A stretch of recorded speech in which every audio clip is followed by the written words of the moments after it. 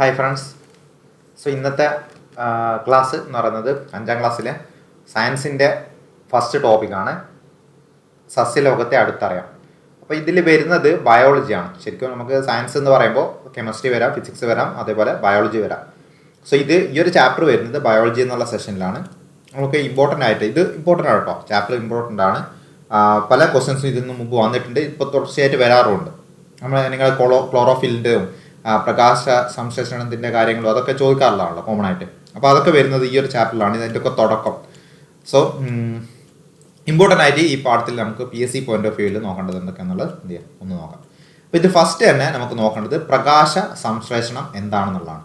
പ്രകാശ സംശ്ലേഷണം അല്ലെങ്കിൽ photosynthesis. Okay, അപ്പോൾ ഇലകൾ സ്വന്തമായിട്ട് ആഹാരം പാചകം ചെയ്യുന്നതിനാണ് നോർമലി നമ്മൾ എന്ത് പറയാം, പ്രകാശ സംശ്ലേഷണം അല്ലെങ്കിൽ ഫോട്ടോസിന്തസിസ് എന്ന് പറയാം.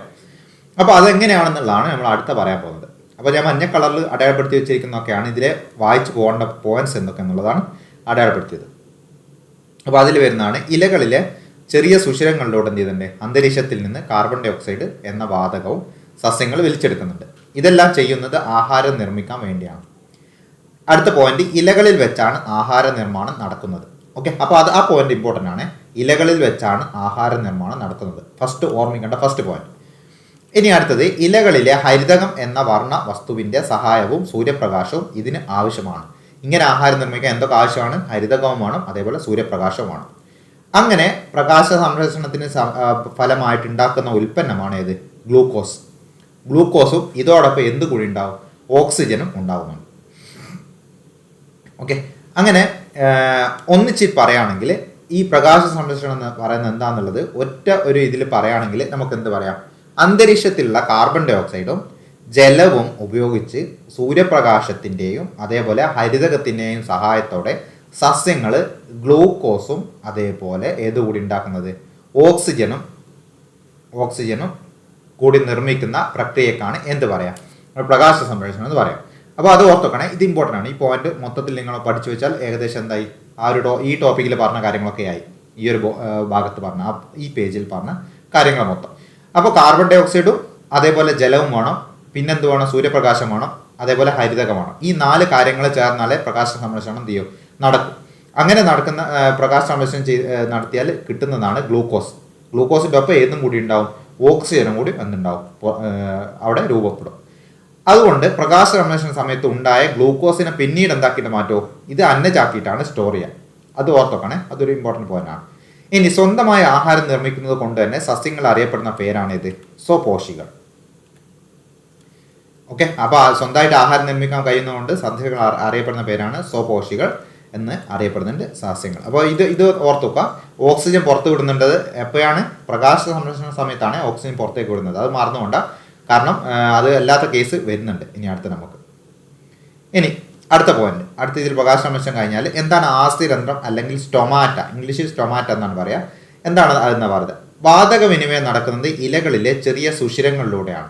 ഈ സുഷിരങ്ങളാണ് ആസ്യരന്ധ്രങ്ങൾ. ഓക്കെ, ഞാൻ പറഞ്ഞു പ്രകാശ സംശ്ലേഷണം നടക്കുമ്പോൾ എന്ത് ചെയ്യുന്നുണ്ട്, കാർബൺ ഡൈ ഓക്സൈഡ് ഇങ്ങോട്ട് വലിച്ചെടുക്കുന്നുണ്ട്, അതേപോലെ ഓക്സിജൻ പുറന്തള്ളുകയും ചെയ്യുന്നുണ്ട്. അപ്പോൾ അത് രണ്ടും നടക്കുന്നത് ഏത് കൂടിയാണ്, ഈ സ്റ്റൊമാറ്റ വഴിയാണ്. വാതക വിനിമയം നടക്കുന്നത് സ്റ്റൊമാറ്റ അല്ലെങ്കിൽ ആസ്യരന്ധ്രം വഴിയാണ്. ഈ സസ്യങ്ങളിൽ ജലബാഷ്പം അന്തരീക്ഷത്തിലേക്ക് പോകുന്നതും എന്താണ്, ഈ സുഷിരങ്ങൾ കൂടി തന്നെയാണ്. ജലബാഷ്പം സസ്യങ്ങളിൽ നിന്ന് അന്തരീക്ഷത്തിലേക്ക് പോകുന്നതും ഏത് വഴി തന്നെയാണ്, ഈ സുഷിരങ്ങൾ വഴി തന്നെയാണ്. ഏത് സുഷിരങ്ങൾ, ആസ്യരന്ധ്രങ്ങൾ വഴി. ഇനി നമുക്ക് കുറച്ച് ഡീപ്പായിട്ട് ഈ ഹരിതകം അല്ലെങ്കിൽ ക്ലോറോഫിൽ എന്ന് പറയുന്ന ആളെ കുറച്ച് ഡീപ്പായിട്ടൊന്ന് പഠിക്കാനുണ്ട്. ഓക്കെ, അപ്പോൾ അതാണ് അടുത്ത പറയാൻ പോകുന്നത്. എന്താ അടുത്ത പോയിന്റ്, സസ്യങ്ങളിൽ കാണുന്ന പച്ച നിറമുള്ള വർണ്ണകമാണ് ഏത്, ഹരിതകം എന്നുള്ളത്. സസ്യങ്ങളിൽ കാണുന്ന പച്ച നിറമുള്ള വർണ്ണകമാണ് ഹരിതകം. അപ്പോൾ ആഹാര നിർമ്മാണത്തിന് ആവശ്യമായ സൂര്യപ്രകാശത്തെ ആഗിരണം ചെയ്യുന്നത് ഹരിതകമാണ്. അപ്പോൾ ഹരിതകത്തിൻ്റെ ഫംഗ്ഷനാണ് ഈ തന്നിരിക്കുന്നത്. എന്തിനാണ് ഹരിതകം, ആവശ്യമായ സൂര്യപ്രകാശത്തെ ആഗിരണം ചെയ്യാനാണ് ഹരിതകം. ഇനി ഹരിതകം കൂടുതലുള്ളത് ഇലകളിലാണ് ഏറ്റവും കൂടുതൽ ഹരിതകം കൂടുതലുള്ളത്. ഞാൻ നേരത്തെ നമ്മൾ ഓൾറെഡി പറഞ്ഞത് ഇലകളിൽ വെച്ചിട്ടാണ് എന്ത് ചെയ്യുന്നത്, സസ്യങ്ങൾ ആഹാര പാചകം ചെയ്യുന്നത് എവിടെ വെച്ചിട്ട് തന്നെയാണ്, ഇലകളിൽ വെച്ചിട്ട് തന്നെയാണ്. അപ്പോൾ ആ പോയിന്റ് ഒന്ന് ഓർത്തോക്കും. ഇനി നിങ്ങൾക്ക് ഇവിടെ ഇപ്പോൾ ചിത്രത്തിൽ കാണാൻ പറ്റും, ഇല പച്ചയല്ലാത്ത പല ടൈപ്പ് ഇലകളും ഉണ്ട് അല്ല. ചിത്രത്തിൽ തന്നെ നോക്ക്, ഒത്തിരി ടൈപ്പ് ഇലകളുണ്ടല്ലോ. ആ ഇലകൾക്കൊക്കെ പച്ച നിറമല്ല. അപ്പോൾ ഹരിതകമല്ലാത്ത വർണ്ണകങ്ങൾ എന്തുണ്ട്, സസ്യങ്ങളിലുണ്ട്. അതുകൊണ്ടാണ് എന്ത് ചെയ്യുന്നത്, ഓരോ കളറായിട്ട് നമുക്ക് കിട്ടുന്നത്. അപ്പോൾ ഇങ്ങനെ കളർ കൊടുക്കുന്ന ആ വർണ്ണകങ്ങൾക്കൊക്കെ ഓരോ പേരുണ്ട്. അപ്പോൾ ആ കളർ ഏതാണെന്നോ അത് കൊടുക്കുന്ന വർണ്ണക ഏതാണെന്നുള്ളത് എന്ത് ചെയ്യണം പഠിച്ചു നോക്കണം. അപ്പോൾ ആദ്യത്താണ് സാന്തോഫിൽ. സാന്തോഫിൽ എന്ന് ഓർത്തുക എന്ന വർണ്ണങ്ങളുള്ള ഇലകൾ മഞ്ഞ നിറത്തിലും. അപ്പോൾ സാന്തോഫിൽ എന്താണ്? മഞ്ഞ നിറം. അപ്പോൾ സാന്തോഫിൽ എഴുതുക ഇങ്ങനെയാണ്, ഇങ്ങനെ ഓർത്ത് വെച്ചാൽ മതി.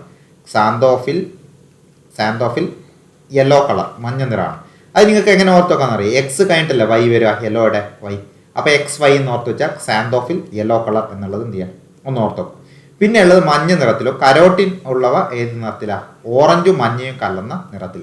ഏതാണ്? കരോട്ടിൻ. അപ്പോൾ ക്യാരറ്റ് എന്ന് ഓർത്ത് വെച്ചാൽ ക്യാരറ്റ് ഓറഞ്ച് എന്നുള്ള രീതിയിൽ ഒന്ന് കണക്ട് ചെയ്താൽ കരോട്ടിൻ ഉള്ളത് ഓറഞ്ച് നിറത്തിലാണെന്നുള്ളത് കിട്ടും. ഇനി അതിലെ ലാസ്റ്റാണ് ആൻതോസയാൻ. ആൻതോസയാൻ ഉള്ളത് ഏതാണ്? ചുവപ്പ് കളറിലാണ്. ആന്ത്രോ എന്നൊക്കെ ഓർത്ത് വെച്ചാൽ ആന്ത്രോസൈറ്റ് എന്നൊക്കെ നമ്മൾ കേൾക്കാറില്ലേ. അപ്പോൾ ആന്തോ എന്നുള്ളത് ആന്ധ്രാപ്രദേശ് എന്നൊക്കെ നമ്മൾ കോമൺലി പറയുന്നതാണ്. അപ്പോൾ ആന്തോ അതിൻ്റെ ഒപ്പം 6 കൂടി ചേർത്താൽ ആന്ധ്ര ആയി. അപ്പോൾ റെഡ് എന്നുള്ളത് അവിടെ കിട്ടും. അപ്പോൾ ആന്തോസയാനിൻ എന്ന വർണ്ണക വസ്തു കൊടുക്കുന്ന ഏതാണ്? ഇലകൾ കൊടുക്കുന്ന നിറം ചുവപ്പ് നിറമാണ്. ഇനി ഇലകൾക്കും തണ്ടുകൾക്കും പൂക്കൾക്കും പഴങ്ങൾക്കും നിറം നൽകുന്നത് എന്താണ്? ഈ വർണ്ണകങ്ങളാണ് നിറം നൽകുന്നത്. അപ്പോൾ ഇലകൾക്ക് മാത്രമല്ല തണ്ടുകൾക്കും പൂക്കൾക്കും പഴങ്ങൾക്കും ഒക്കെ എന്ത് ചെയ്യുന്നുണ്ട്? ഇത് നിറം കൊടുക്കുന്നുണ്ട്.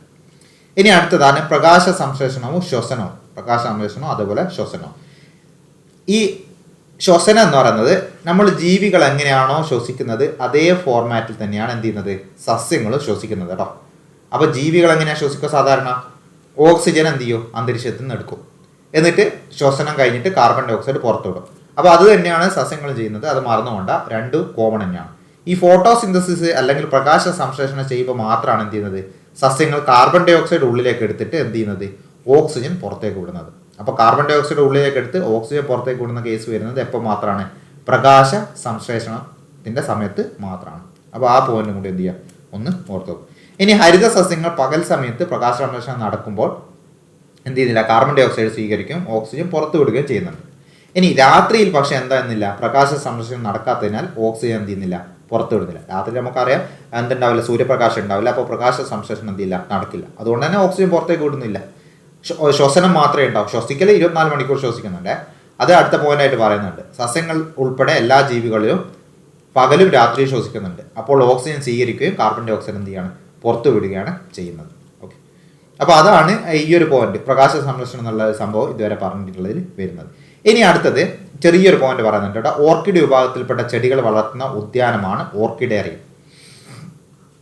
ജസ്റ്റ് ഒന്ന് ഓർത്ത് വെച്ചാൽ മതി, ചോദിക്കാനുള്ള ചാൻസ് ഒന്നുമില്ല. എന്നാൽ PSC ആയതുകൊണ്ട് ഇനി എന്ത് ചെയ്യണം ഒന്ന് മാർക്ക് ചെയ്ത് വെച്ചതാണ്. ഓർക്കിഡേറിയം എന്താണെന്നുള്ളത് നിങ്ങൾ എന്ത് ചെയ്യണം? ഓർത്ത് വെക്കണം. അതുപോലെ നമ്മുടെ പ്രദേശത്ത് സാധാരണ കണ്ടുവരുന്ന ഒരു ഓർക്കിഡാണ് മരവാഴ. ഓർക്കിഡ് വർഗ്ഗത്തിൽപ്പെട്ട ഒരു സസ്യമാണ് ഇത് മരവാഴ.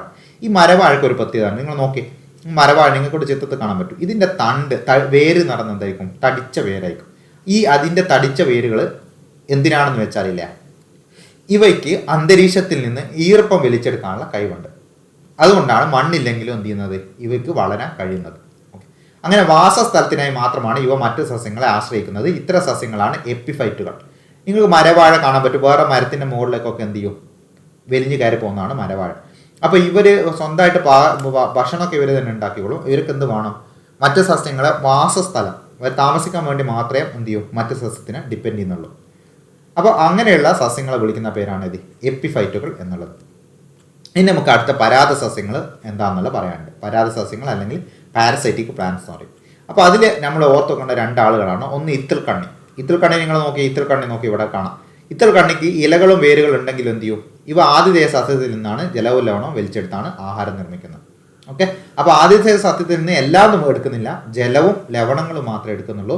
എന്നിട്ട് ഇവ എന്ത് ചെയ്യുന്നുണ്ട്? സ്വന്തമായിട്ട് ആഹാരം നിർമ്മിക്കുന്നുണ്ട്. എന്നാൽ അടുത്ത വേറൊരാളുണ്ട്, മൂടില്ലാത്ത ആളി.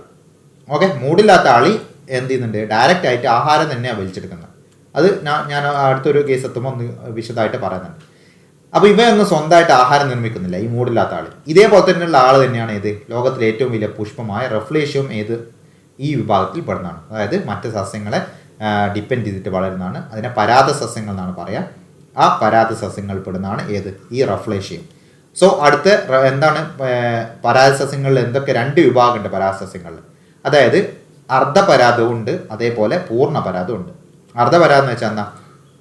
ആതിഥേയ സസ്യങ്ങളിൽ നിന്ന് ജലവും ലവണങ്ങളും ഇവർ തന്നെ വലിച്ചെടുക്കും. എന്നിട്ട് എന്ത് ചെയ്യും? ഇലകളുടെ സഹായത്തോടെ സ്വന്തമായിട്ട് ആഹാരം നിർമ്മിക്കും. അങ്ങനെ ഉള്ള സസ്യങ്ങളാണ് ഇത് അർദ്ധപരാതങ്ങൾ.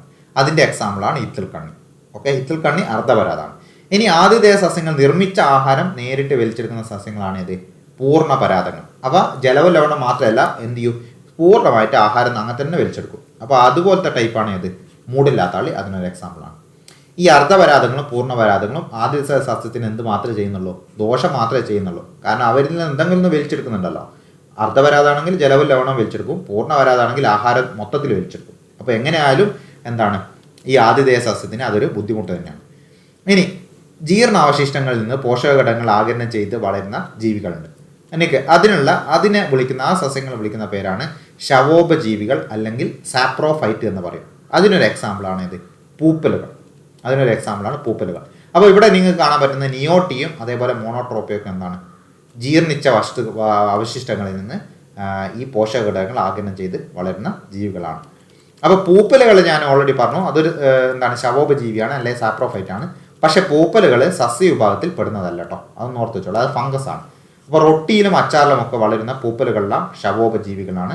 പൂപ്പലുകൾ പക്ഷേ എന്തല്ല, സസ്യ വിഭാഗത്തിൽ പെടുന്നവ അല്ല. ഇനി അടുത്ത താങ്ങ് കൊടുക്കാം, പന്തലിടാം. അടുത്ത ഇതിൽ നിങ്ങൾക്ക് ഇവിടെ എന്ത് ചെയ്യാം, കുറച്ച് ടൈപ്പ് വേരുകളൊക്കെ കാണാൻ പറ്റും. ഇവിടെ ഞാൻ കാണിച്ചു തരാം. ഇവിടെയാണ് നോക്കേണ്ടത്. അപ്പോൾ എന്താണെന്ന് വെച്ച് കഴിഞ്ഞാൽ ഇവിടെ കുരുമുളക് നോക്കുക, അതേപോലെ പടവലുണ്ട്, പാവലുണ്ട്, മേന്തോന്നി എന്നുള്ള ഗ്ലോറിയോസ ഉണ്ട്. അപ്പോൾ ഇതിനൊക്കെ ഒരു പ്രത്യേകത ഉണ്ട്. എന്താണെന്ന് അറിയാം, മറ്റു ചെടികളിൽ പടർന്നു കയറുന്ന ദുർബലമായിട്ടുള്ള കാണ്ടമുള്ള സസ്യങ്ങളാണ് ആരോഹികൾ. ഓക്കെ, അങ്ങനെ താങ്ങുകളിൽ ചുറ്റിപ്പിടിക്കുന്നതിനാണ് ഇവയിൽ കാണപ്പെടുന്ന സ്പ്രിങ് പോലുള്ള ഭാഗങ്ങൾ വിളിക്കുന്ന പേരാണ് എന്ത്, പ്രധാനങ്ങൾ.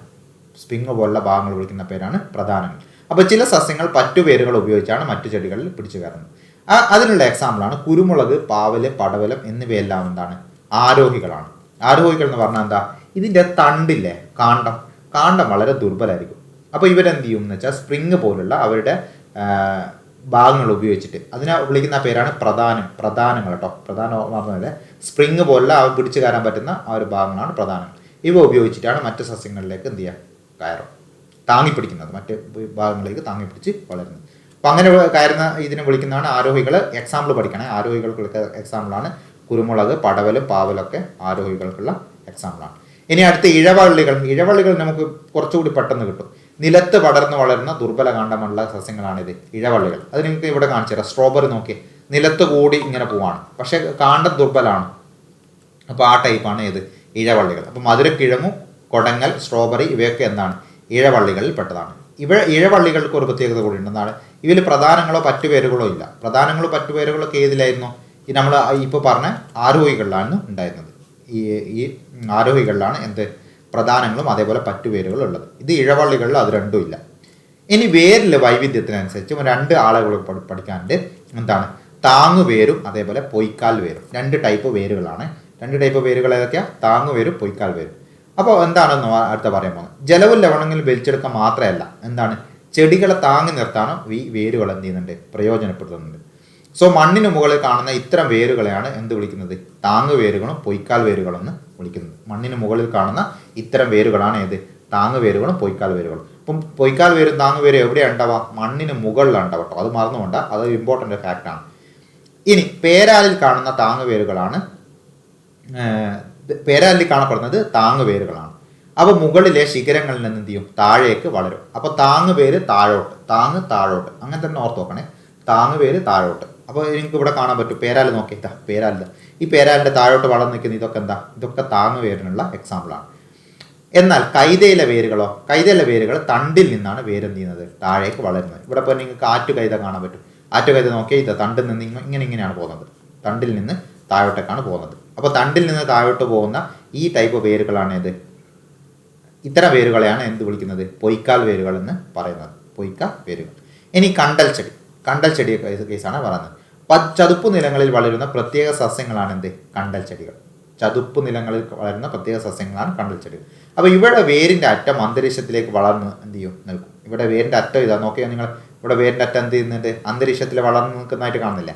സോ വാതക വിനിമയത്തിന് സഹായിക്കുന്ന ഇത്തരം വേരുകളെ എന്ത് വിളിക്കും, ശ്വസന വേരുകൾ അല്ലെങ്കിൽ ന്യൂമാറ്റോഫോസ് എന്ന് വിളിക്കും. അപ്പോൾ വാതക വിനിമയത്തിനാണ് ഇങ്ങനെ ഉള്ള ഇത് എന്ത് ചെയ്യുന്നുണ്ട്, വെള്ളത്തിന് മുകളിലായിട്ട് നിൽക്കുന്നത്. അപ്പോൾ അതിനെ വിളിക്കുന്ന പേരുകളാണ് ശ്വസന വേര് അല്ലെങ്കിൽ ന്യൂമാറ്റോഫോർ. ഇപ്പോൾ ന്യൂമാറ്റോഫോർ ശ്വസന വേര് കാണപ്പെടുന്ന എവിടെയാണ്, കണ്ടൽ ചെടികളിലാണ്. കണ്ടൽ ചെടി കാണപ്പെടുന്ന എവിടെയാണ്, ചതുപ്പ് നിലങ്ങളിലാണ്. ആ പോയിന്റ് ഓർത്തോ. ഇനി ജസ്റ്റ് കുറച്ച് കഴിയാൻ കേട്ടോ. ഇനി അടുത്ത എന്താണ് സംഭരണ വേര് എന്താണെന്നുള്ളതാണ് പറയാൻ പോകുന്നത്. അപ്പം വേരിലാണ് ഈ മരച്ചീനി നിങ്ങൾക്ക് അറിയാലോ, ഇത് മരച്ചീനിയാണ്. മരച്ചീനി ആഹാരം സംഭരിച്ച് വെക്കുന്നത് വേരില്ല. അപ്പോൾ ഇങ്ങനെ ആഹാരം സംഭരിച്ച് വേരിൽ വെക്കുന്ന വേരിനെ വിളിക്കുന്ന പേരാണ് ഇത് സംഭരണ വേര്. എന്നാൽ എല്ലാ കിഴങ്ങും സംഭരണ വേരല്ല. നിങ്ങൾ ഉരുളക്കിഴങ്ങ് നോക്കിയേ, ഉരുളക്കിഴങ്ങ് എന്നുള്ളത് എന്താണെന്ന് അറിയോ? രൂപാന്തരം പ്രാപിച്ച കാണ്ടാണ് ഉരുളക്കിഴങ്ങായിട്ട് മാറുന്നത്. അതെന്തല്ല, വേരല്ല, അപ്പോൾ കാണ്ടാണ്. അപ്പോൾ മണ്ണിനടിയിൽ കാണുന്ന ഇത്തരം കാണ്ടങ്ങളെ വിളിക്കുന്ന പേരാണ് ഭൂകാണ്ഡങ്ങൾ അല്ലെങ്കിൽ അണ്ടർഗ്രൗണ്ട് സ്റ്റെം എന്ന് വിളിക്കും. അപ്പോൾ ഉരുളക്കിഴങ്ങ് ഒരു ഭൂകാണ്ഡത്തിന് എക്സാമ്പിളാണ്, മരച്ചീനി ഒരു സംഭരണ വേരിന് എക്സാമ്പിളാണ്. അത് രണ്ടുമാണ് ഏറ്റവും ഇമ്പോർട്ടൻ്റ് ആയിട്ട് പഠിച്ചു വെക്കേണ്ടത്. അത് നന്നായിട്ടൊന്ന് ഓർത്ത് വെക്കും. ഇനി അതൊക്കെയാണ് ഈ ചാപ്റ്ററിൽ മെയിനായിട്ട് നമുക്ക് ഓർത്ത് വെക്കേണ്ടത്. ഇമ്പോർട്ടൻ്റ് തന്നെയാണ്, ചാപ്റ്റർ ഇമ്പോർട്ടൻ്റ് ആണ്. പ്രത്യേകിച്ച് ഫോട്ടോസിന്തസിസും ഞാൻ പറഞ്ഞിട്ടുള്ള വർണ്ണകങ്ങളൊക്കെ എന്താണ് നല്ല ഇമ്പോർട്ടൻ്റ് ആണ്. ഇടയ്ക്കൊക്കെ ചോദിക്കുന്ന ക്വസ്റ്റ്യൻസ് അതിൽ നിന്ന് വരാറുണ്ട്. നമുക്ക് ഇനി എന്തായാലും അടുത്ത രണ്ടാമത്തെ ചാപ്റ്റർ എന്താണ് ജീവജലം എന്നുള്ള ചാപ്റ്റർ നോക്കാം അടുത്തൊരു ടോപ്പിക്കിലായിട്ട്. Okay, by.